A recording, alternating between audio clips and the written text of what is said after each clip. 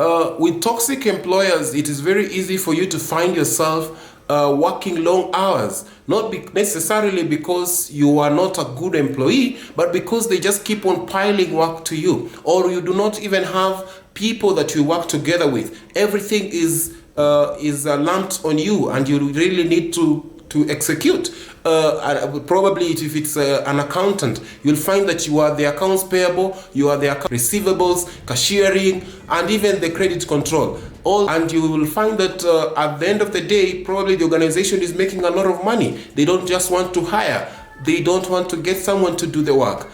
It is important that the employer also gives you time to rest. And so when the employer is not, you find yourself working late because the employer does not want to hire someone, that is just a pointer of an employer that is toxic, an employer that is out to drain everything from you, the sweat, the blood and tears, so that at the end of the day they maximize on their profit at the expense of your health. That is not right.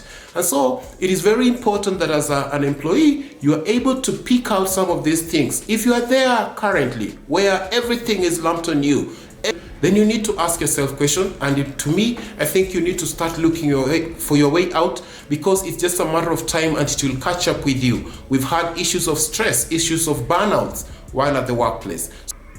Another way of just knowing that your employer is toxic, you find that as a person, you do not have time for your family. Anniversaries, birthdays for family members, you're not able to attend because you're working. You're working late through the night. Weekends are fully taken. You cannot even go to church or your place of worship because you're working. That is not right. You need time to rest. It is very important that as an employee, you try and assess your employer and see if your employer means well or is just out to drain you. And at the end of the day, it will catch up with you. Probably it is the high turnover in the organization. Ask yourself why people are leaving. People are not able to stay. Some of these are pointers of a toxic employer. People come, they land on the job. After 2-3 months, after 1 year or 2 years, they are leaving. They don't have people who stayed for longer, 5-10 years. The reason for this could be they are coming in when they are desperate, but when they get something that is meaningful and something that they feel appreciated and the employer is not toxic, they end up leaving. So when you see high turnover of employees, ask yourself, why are people leaving? Probably it's the bosses, the management that is really on the junior staff. There are organizations that have a lot of politicking. You cannot rise up because of your tribe, because of your religion, for whoever's sake. And so when you find out that all the line managers are from a certain tribe or certain religion, and sometimes they even talk their local dialect in their office, that is not a place that you would say it is very professional for you to work in. And it will actually get a toll on you, because they will switch to their language, and the next thing you're wondering, what are they saying about me?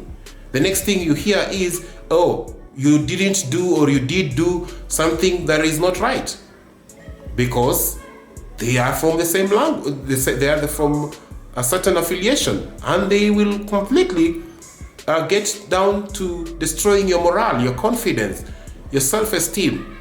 As professionals, we need to be able to pick out on some of these things. And for me, I urge employers who are professional and employers who are well-meaning to be able to have to dissect their organization and see that it is a conducive place for employees to work in. That there is balance even in appointments. There is balance even in terms of the workload. That we have the right people doing the right job at the right time. I know of organizations in an industrial area for a certain affiliated group where all the managers are from that group. Not a tribe, probably a religion.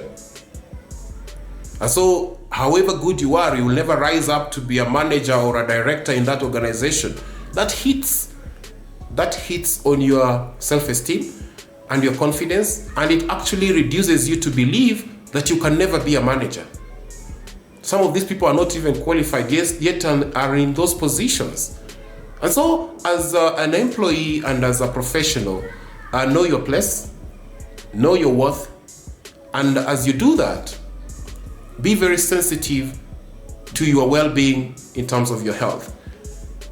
It is not always about the money. You can actually lose your life while you're chasing after the money. That is something that I thought you should know. My name is Collins Peru, and thank you for listening.